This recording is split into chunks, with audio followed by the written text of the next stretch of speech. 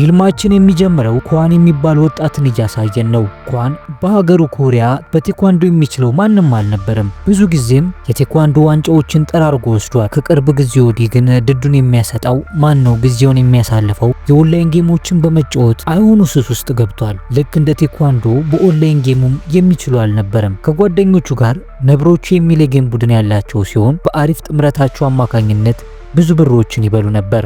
ጓደኞቹ ኳንን ካፕቴን እያሉ ነው የሚጠሩት። ልክ እንደ እግር ኳስ አምበል ቡድኑን ስለሚያስተባብርና ለጓደኞቹ መስዋዕትነትን ስለሚከፍል እና ይህ ርኅሩህ ባህሪው ከዚህ በኋላ ለሚገጥሙት ችግሮች ሁሉ መነሻ ይሆናል። ከዕለታት በአንዱ ቀን ኳን እንደተለመደው የኦንላይን ጌሙን ቀጥቅጦ ማን ነው ተጫውቶ ሲጨርስ በአቅራቢያው የማን እንደሆነ የማያውቀው ስልክ ይጠራል። መጀመሪያ ዝም ብሎ እየተመለከተው ነበር፣ ግን ደግሞ ደጋግሞ ሲጠራ ጥቂት አመነታና ያነሰዋል። የደወለችው ሴትም በስህተት ስልኳን እዚያን እንደረሳችው ነግራው ወደ ቤቷ እንዲያመጣላት ትጠይቀዋለች። እረ ድፍረት! ጭራሽ ስልኳን ጥላ ቤት ያምጣልኝ ማለት። ለማንኛውም ኳን እረ ይርሽ ብሎ ስልኩን ሊዘጋው ሲል ሴትዮዋ እሺ በቃ ካመጣልኝ $3000 እሰጥሃለሁ አለችው።